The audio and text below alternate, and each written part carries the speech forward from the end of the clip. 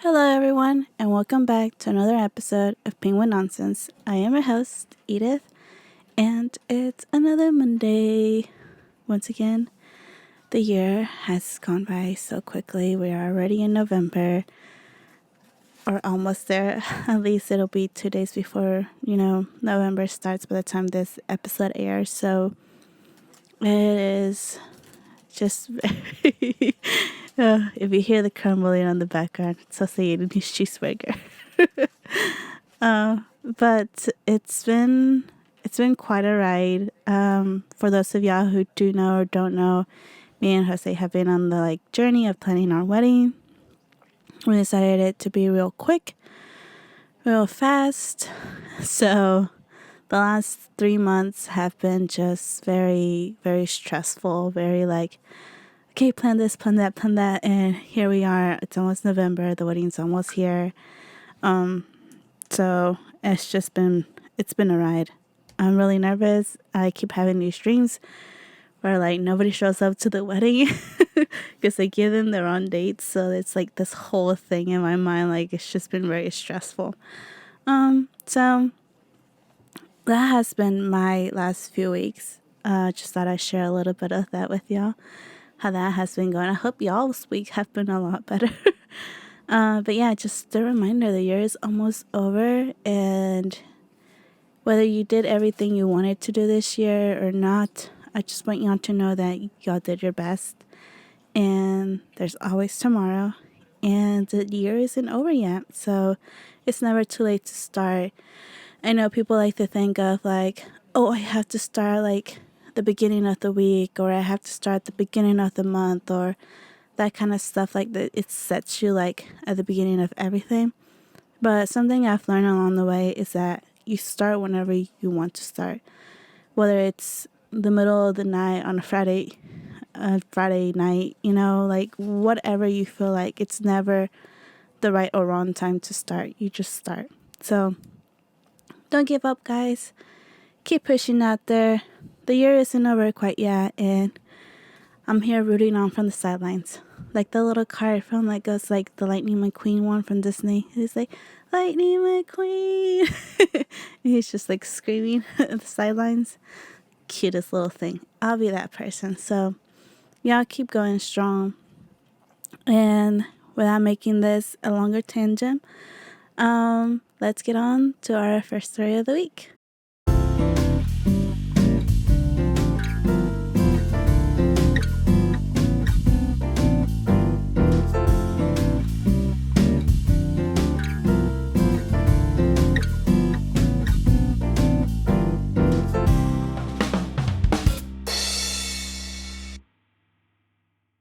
So our first story of the week is kind of a wholesome yet sad story. And I know this isn't our drastic world news, or lately I've been trying to bring you a little bit more lighthearted news. And this is kind of one of them, but at the same time kind of sad. So I'll get on with the title. The world's oldest dog ever has died at the age of 31 years in 165 days. Guinness World Record holder Bobby, a purebred Rafeiro do Alentejo, passed away at his home in Portugal on Saturday. His death was announced on social media by a veterinarian who had met Bobby several times. Quote, despite outliving every dog in history, his 11,478 days on Earth would never be enough. For those who loved him, quote, end quote, wrote Dr. Karen Becker.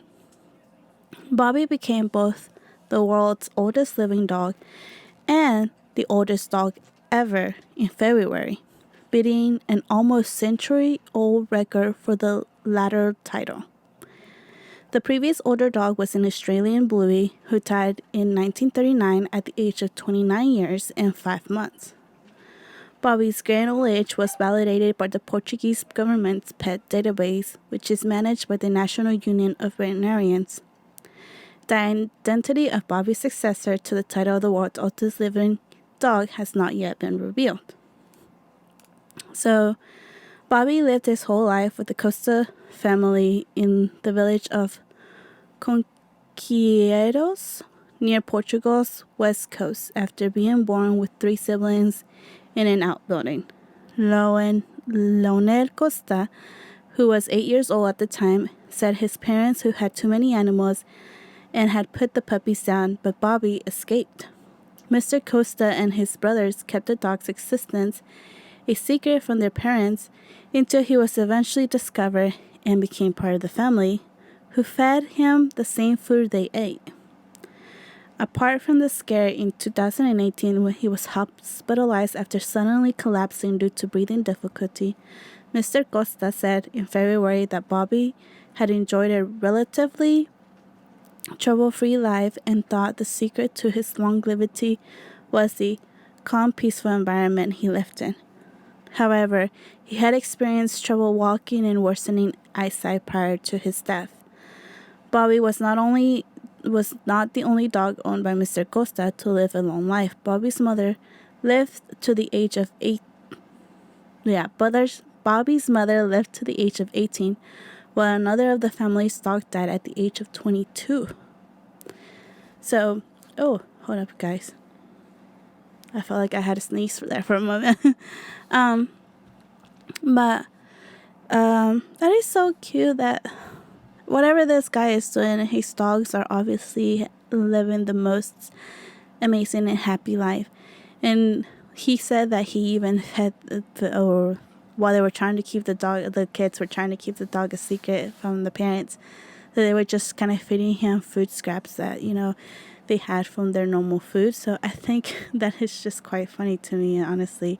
So obviously these dogs weren't being, fed the most like super organic, whatever these veterinarians are recommending, that kind of stuff. So honestly, I think it's the love we give them, the treatment we give them, and sadly he's gone now. And I'm sure having someone for 31 years, I was telling Jose, most of us are lucky enough to hold our dogs 10 years or so, maybe a little bit longer, and get to have them for a good part of our lives. But having them 31 years, that's almost half of your life if you make it to 65, let's say your retirement age. So to have it for that long, I can only imagine the hurt, it already hurts to lose somebody, is to lose your pet at a younger year range or whatnot. I can only imagine what it feels like to lose your pet that you've had for 30 some years, so it's a sad story, but it's also a really heartwarming story because this pet got to live a very long and happy life. Obviously, pets don't stay around that long if they're not happy, right? So we obviously know that he had to have been felt loved, cared for. So may he rest in peace, little dog heaven, and may he be chasing all the squirrels, or may he be getting endless treat, whatever it is that he enjoyed doing. And I hope that their next dogs or next pets live just as long, as obviously he has a good record of keeping his dogs alive for a good long time. So that's great. I'm very, very happy for the pets that are getting to live this very, very long life. So that's the first story. Tell us if you knew about this dog that had this record. I don't typically keep with the Guinness World Record book, but I know when I was younger, I used to get them from the library all the time just to read them, or the replays. Also, the disgusting ones, stuff like that. So I did at one point used to read them, but now I don't really. So if you know about it, let us know in the comments, and let us know what you guys thought about this. If you think there's a secret to the way of this dog was able to keep living for such a happy long time. So, or how long was the longest dog you've ever had, or even cats, So let us know in the comments. And I hope this one wasn't too sad, but I hope this one wasn't too bad either. Alrighty, so on to our second story of the day. And this one comes from Am I the A-Hole Story? And And it's pretty recent. It is 23 hours. 23 hours old. And the username is New Papaya 6950. And the title goes, Am I the a-hole? Girl I was dating dumped me because she said I was cheap. And the story goes,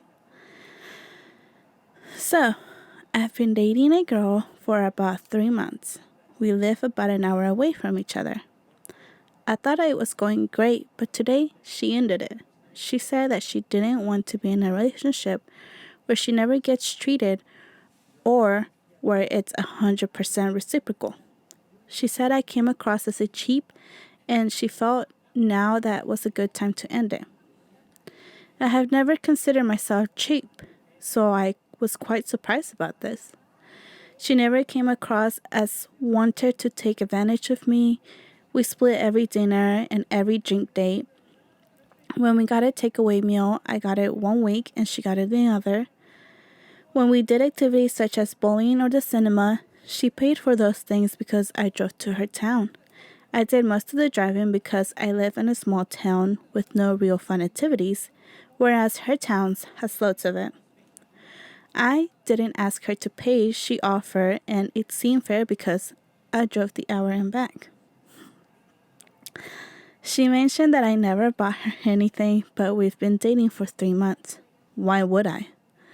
It's not like she got me stuff, just treats for my dog once, so it doesn't seem fair she's calling me cheap. When I pointed this out, she said that I earn more than her and she doesn't have the money to treat me, but that she did things like cook me dinner and drive to mine when she can. I asked my friends about this, and it's pretty evenly split that I was the a-hole or that she was trying to take advantage of me. Some said that she was being a hypocrite, and some said that I should be trying to make a good impression. One said that I came across as an a-hole, and they all seemed surprised that I never took her out for dinner and paid for both of us. But I'm surprised that because why should I? Why should I pay for both of our dinners just because I'm a man? I'm pretty gutted and I really liked her. So, am I the a-hole in this situation? And that's the end of the story. This one. I don't know if I should declare him an a-hole or not. I think it's funny because me and a friend were talking about relationships, and I don't know if y'all might have seen this around. I think we saw the list on Instagram, but I'm sure it's like a list that's been roaming around social media and kind of stuff. And pretty much, the list was a thing of like places women say they refuse to go on a first date to. And some of these places we were like the movie theaters or like an ice cream, that kind of stuff. And like we were like, I mean, movie sounds good like for a first date, you know? But I don't know. I guess every woman has different opinions on that. And I don't mind going out to dinner as a first date. But I was hoping maybe there's like something else added to it or that kind of stuff. And if it is a dinner, like hopefully y'all got to do something before that or something after. But if it's just straight up dinner and you expect him to pay for the dinner, like it just kind of comes off as you wanted a free dinner, in my opinion. But at the same time, we do kind of want the men to pay the bill, so women are complicated. I understand now, you guys. I don't know how I feel about it. I definitely do think that at 3 months, by now he should have at least been doing a little bit more. I understand it maybe like within the first month they were both like agreeing to like the whole thing where, you know, she would pay one, he would pay one. Whenever he would go over for like bowling or whatever it is, activities that they did, that kind of stuff, that, you know, she'd pay for it, but it was just an hour drive. Like, I pretty much drive an hour back and forth to work. So it's not that bad. Gas isn't that bad. Like, I know bowling can be expensive. Like, you're almost paying $60 just to bowl for one night. So the fact that she would have to pay for that stuff, like, that's a whole gas tank for him. Not the little bit of, like, less than a quarter of a tank that he would have used to driving over there. You know, I was like, my car is like a six-cylinder car, so she's a little expensive on gas. So I fill my car up in $60, and if she's paying just $60 for one activity in general, I think he should have at least paid something. But that's just my 2 cents on that one. Like, after that first month, I think he should have at least started to try a little bit harder, because, like, I honestly, don't get me wrong, I'm all for the feminist group and whatnot, and yes, I agree that our bodies shouldn't be objectified and that kind of stuff, but at the same time, I feel like it's ruined a lot of things for us, because now I feel like men are more like, well, why should I have to do this for them, or why should I have to do that for them, because now they feel like we don't want it to begin with, so why should I do it? But then at the same time, we're expecting it. So how complicated is that for them, you know? So, I think honestly, communication is big. Like, I feel like if you both feel the same way, where you both feel like this is how you want to take your relationship forward, then by all means do it. Me and Jose have had this from the very early start in our relationship, where sometimes he'll get it, sometimes I'll get it. But I never make him feel like he's just the only one who's getting stuff, and I never feel like I'm the only one who's getting stuff. Like, we each always take a role into paying something. Because at the end of the day, especially now that we're getting married, our finances are going to be put together. So, like, if you're not already thinking of the fact that you're going to be willing to share your expenses with somebody, and you're always going to be in this mentality of, I got last time, you get this time type of thing, like, I feel like it's just a very, very argument waiting to happen type of relationship. Like, you're bound to argue at some point over something so dumb that is money, that you're like, oh, well, I paid last time, I paid the other time before that, or whatever, you know? So I feel like if you really are interested in someone, you're going to try just a little bit harder. I feel like he could have, like, paid for dinner, paid for a takeaway dinner, like he was saying, like, take home dinner, that kind of stuff, like, or even on the food dates, just pay for both of y'all, like, at least one day. I'm not saying he has to do it every day, but especially if she said that he makes more money than her, then definitely, like, one dinner was not gonna hurt the guy. One dinner was definitely not gonna hurt the guy. And if she was really willing to stay in this relationship, if she felt a little bit not more like she was the one financially having to take care of him, then maybe she would have stayed, and maybe this would have been a great relationship. But I think he proved from the beginning that he was always going to be keeping marks or keeping tallies of what he had spent on her. And that shouldn't be in a relationship. At least in my opinion, I feel like that shouldn't be a thing in your relationship. You shouldn't be keeping tally marks of, like, the things you spent for your partner. That should be something you give from your heart and that you want to do freely and willingly. So I sadly would give him the asshole. But on this one, they don't have a boat yet. No, they don't have a boat up yet. Like I said, it's very new. So they haven't declared him the asshole or not. But the top comment said,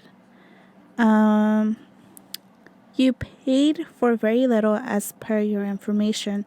Don't date someone an hour away if you're going to consider driving to see them as your contribution to the date. Even bringing flowers, a bottle of wine would have been nice. Did you show her any interest other than your presence? It's done. Listen to what Reddit has told you. Learn and move on. So pretty much, most of these comments are like,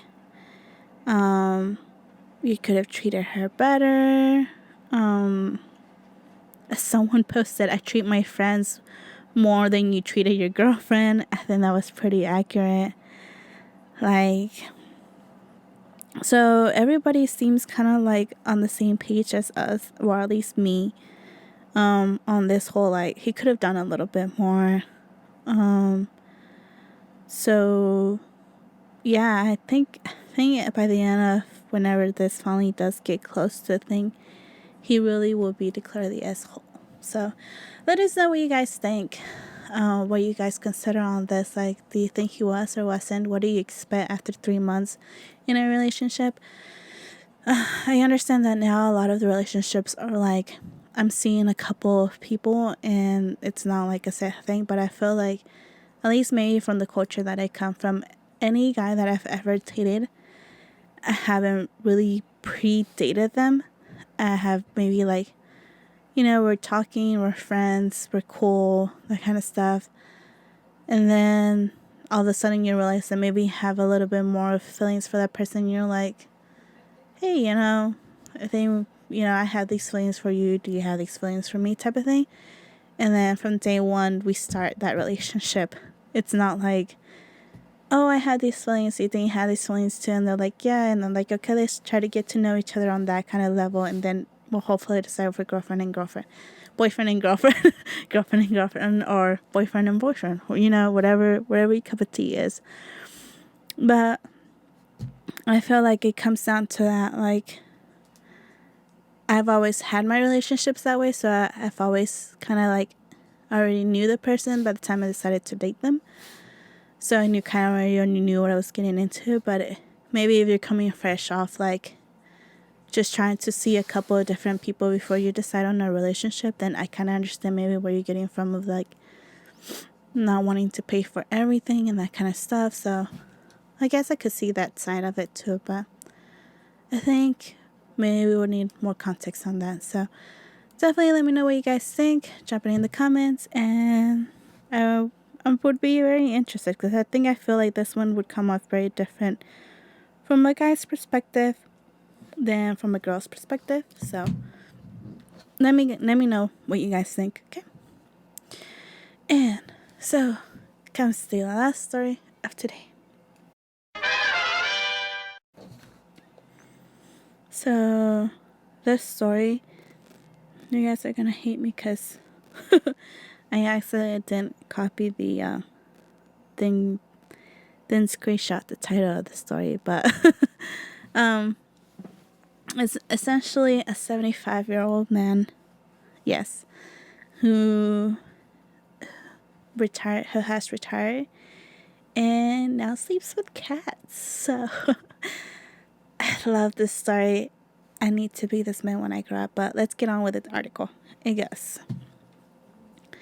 if anyone's looking for a little inspiration for their post-retirement career, you could do a lot worse than taking a cue from Wisconsin's Terry Luhrmann.